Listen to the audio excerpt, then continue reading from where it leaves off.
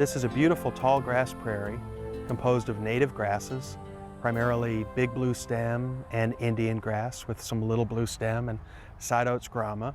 This is what would have occurred in open areas in Middle Tennessee prior to European settlement. And this prairie is at First Presbyterian Church in Franklin, and we're here today with Joel Tomlin, landscape architect, who has been instrumental in getting all of this native prairie restored at the church. Joel, thank you for meeting with us today. Andy, thanks for having me. I'm really looking forward to hearing your thoughts on why you wanted to go ahead and have acres of prairie restored and what the benefits have been and just your experience on the receiving end of having a beautiful native prairie. Thanks. It's a real pleasure, Andy, because I know this is really your expertise here, so I appreciate you wanting to talk to the end user. It's really been a pretty amazing transformation over the last 2 years here at the church. You know, what originally started as a look into the budget and an opportunity to try to save money has turned into something that's really been amazing for the area as far as conservation goes. This campus here is 8 acres large, and over the course of 15 years, the church has been spending approximately $15,000 to mow what's mostly open area right here that we're looking at. And in reality, what appeared to be grass essentially really has been a whole lot of weeds and hard packed clay, which nobody was really using anyway. So what we were able to do in looking into the numbers in this economy and trying to save money was come up with the idea of, hey, a lot of this could be restored. What's a better use for this land? What could we do, to make it improved area as well as more cost effective? So after looking into that, we realized, hey, we can turn a good bit of this into meadow. The installation cost of that would actually be approximately the savings in cutting that out of lawn grass to mow. So this restored prairie actually paid for itself in the first year? Absolutely, it sure did.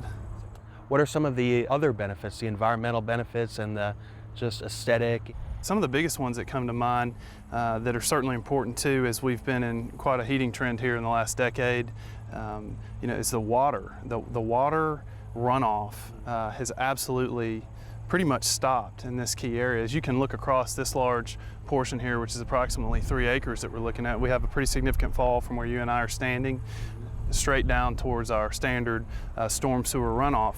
Prior to the installation of the prairie, again, with that hard packed clay, there's no trees out here, the water just surface drained significantly on the slope, and we would watch that over and over and over again as we tend to get several inches at a time. Is common for our area. So in installing this, we have literally seen the water go directly back into the earth. It's really acted a bit like a rain garden for us as well, which has been huge. So that's one thing that I know about native prairies is that they really act as sponges for stormwater, and where a mowed turf grass will fill up very rapidly with the rainfall, this has open space in between the bunch grasses, and it actually allows the water to percolate in. Other stuff that comes to mind would be certainly the wildlife habitat. You don't think about that as much. Our people's initial reactions were snakes and Right. things that would be bothersome, but I think in reality what has happened, and you've mentioned this too, is that the birds and the varmints and the rabbits, what they need is really a place to nest and reproduce. They need a place to hide from predators, and amazingly, we have just had a significant amount of that occur here. So we have created a new environment in the middle of a municipality here. We've got development on all sides of this, and now we've brought back an environment and a place for these animals to live and breed. And this is it. I mean, this is what America is about, is prairies and having open land, non-woodland area. And you see all of the beautiful colors waving in the wind. That is just majestic. It sure is. American landscape. Andy, tell me a little bit more. I'm not so familiar with what is it that makes this such a good wildlife habitat as far as clumping type grass, and what brings them in? Great question. Well, it really relates to the structure of the plant community.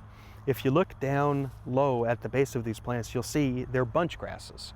And the native grasses are called bunch grasses, which is different than our turf grasses. Turf grasses, being low, they have root systems that really bind together, and we keep them mowed. So basically, there's nothing for a bird to nest in or anything to hide in. For habitat, for nesting birds, what they need is cover. They need protection from predators above and just a safe place to raise their young.